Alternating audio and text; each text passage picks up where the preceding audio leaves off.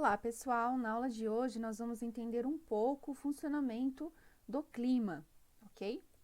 E vamos lá então, para que nós precisamos estudar o clima? Primeiramente, para perceber o mundo ao nosso redor. Não só para perceber, mas porque nós interagimos com ele, nós estamos inseridos no meio ambiente e então o clima ele nos afeta direta ou indiretamente. Então nós, como seres vivos, interagimos com o meio ambiente, e o meio ambiente é formado de clima, né? É importante nós termos esse estudo sobre o clima devido à previsão do tempo, chegada de tempestade, mudança de estação. No caso, as colheitas, elas vão interferir muito no nosso cotidiano, na nossa vida, na nossa alimentação.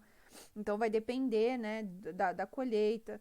Às vezes, porque que algum produto vai faltar ou vai abaixar o preço, está muito relacionado com o clima também. E para fazer alguma programação de viagens, né?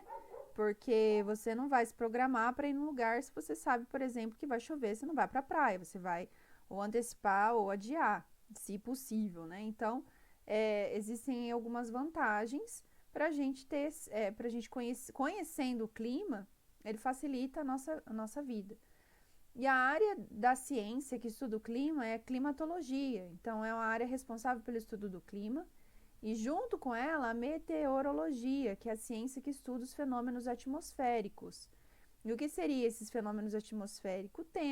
O tempo atmosférico, condições do clima, na verdade, condições atmosféricas de determinado local. Vamos, por exemplo, assim, vamos supor, Marília. Em algum momento, hoje, de manhã, de tarde, de noite, hoje, essa semana, semana passada, semana que vem, mês, tá? Se a gente considerar anos, aí é clima, aí é climatologia. Se a gente considerar, assim, um curto espaço de tempo, aí nós temos a meteorologia para nos auxiliar. E para isso, nós temos os elementos climáticos, que são essas grandezas atmosféricas que dão características para o clima. E a gente consegue medir. Então, é a radiação, a temperatura, a umidade e a pressão atmosférica. Nisso, nós temos que a radiação é todo o calor que o planeta, que nós recebemos do Sol, todo o calor recebido do Sol. Só que como nós temos um planeta que não é totalmente redondo, né? A gente representa ele como um planeta redondo, mas ele é geóide. Ele tem os polos mais achatados, além dele ter um eixo de inclinação, né? Mas ele não é perpendicular, ele tem um eixo de inclinação de 23 graus. Então, acontece que tem algumas zonas térmicas no planeta, e elas são delimitadas pelos trópicos. Então, se a gente observar aqui a zona tropical, que é delimitada aqui, passando bem no meio o Equador, aí nós temos o Trópico de Câncer, no hemisfério norte, o Trópico de Capricórnio, no hemisfério sul, e essa faixa aqui é a mais quente do planeta, porque ela vai receber muito mais calor, muito mais radiação, consequentemente calor, né? Vai ter muito mais calor aqui nessa faixa.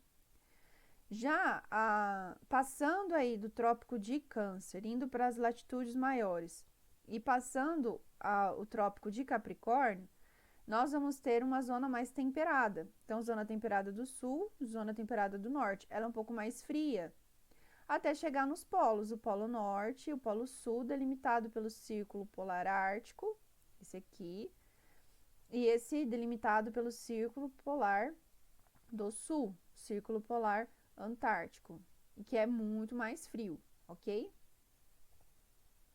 Temperatura atmosférica. O que é temperatura?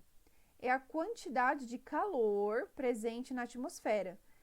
E ela vem da onde esse calor? Vem da radiação. Então, uma coisa vai ajudando a outra. Se a gente mede a radiação, né, se a gente tem a radiação, que é o calor proveniente do Sol, ele vai gerar uma temperatura na atmosfera, que é essa quantidade de calor presente na atmosfera proveniente da radiação solar. E nós conseguimos medir essa temperatura.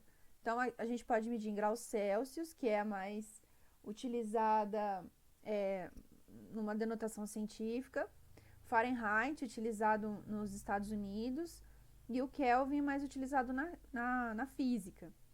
E aqui, se vocês focarem aqui comigo, acompanhem o mouse, nós temos uma fórmula que nos auxilia nessas conversões, para que a gente consiga falar sempre a mesma língua, né? Senão, eu poderia chegar lá nos Estados Unidos, tá 32 graus, mas aqui, 32 graus no Brasil, ou 36 graus, como está mostrando aqui nessa temperatura, aqui no termômetro. É uma temperatura gostosa, adequada, até quente, né? Se você parar para pensar, 36 graus de temperatura já tá quente, assim, no clima, né? Se for nosso corpo, tá ok. Mas se você chegar lá nos Estados Unidos de 32, 36 graus, vai estar 0 grau. Então, tem que tomar cuidado, vai estar abaixo de 0, aí você pode se prejudicar. Então, essa fórmula aqui, ó, é a temperatura em graus Celsius, dividido por 5, é igual a temperatura em grau Fahrenheit menos 32 dividido por 9, é igual a temperatura Kelvin menos 273 dividido por 5. Essa fórmula é importante você registrar e memorizá-la, porque nós vamos usar bastante, ok?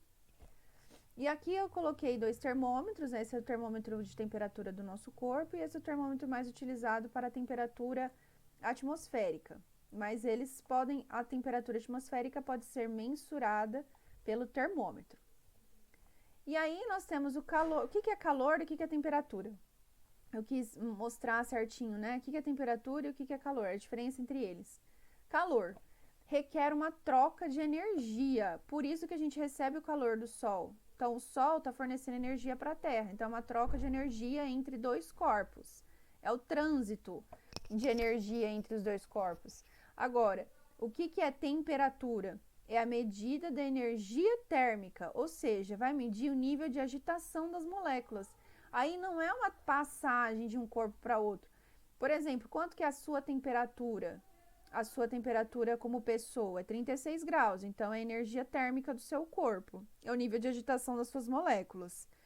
Já quando você está com frio ou com calor, aí está medindo a troca de energia. Você está num dia frio, você está com 36 graus, você vai perder calor, tá? Então, você está trocando calor com o meio ambiente, com a atmosfera. Mas a sua temperatura permanece 36 graus, tá? Umidade. Umidade está muito relacionada aí com chuva, né? Mas a gente tem que tomar cuidado que não é sempre isso, não é sempre chuva. Então, umidade é a quantidade de vapor de água presente na atmosfera. Então, é água no estado gasoso, tá? E da onde que veio essa água? Evaporação dos corpos d'água, então é rio, solo, oceano. A respiração dos seres vivos e também a transpiração. Aqui pode entrar também as plantas com evapotranspiração. As plantas também vão perder água e contribuir para a evaporação dela. Elas vão perder a água por transpiração, evaporação e contribuir para a umidade do ar, a umidade da atmosfera. E aí a gente tem 2 tipos de umidade, a absoluta e relativa. A absoluta é a quantidade total de água que tem na atmosfera, tá? Então, absoluta é tudo, você vai contar todo o vapor d'água que tem na atmosfera. Agora, a relativa é a quantidade de vapor de água presente que é suficiente para causar uma chuva. Então, aqui a gente tem a precipitação. Às vezes, a umidade absoluta é muito alta, mas a relativa não é tão alta. Tipo assim, tem bastante umidade, você vê que está úmido, mas não está chovendo. Então, aqui a gente faz uma separação. Absoluta é tudo, relativa é só aquela que vai gerar chuva, aquela que vai fazer chover, certo? Aí eu coloquei aqui essa imagem para você tentar fixar. Porque aqui, ó, a gente está em Santo Amaro, então a Grande São Paulo está 17 graus. 17 graus é bem friozinho, né?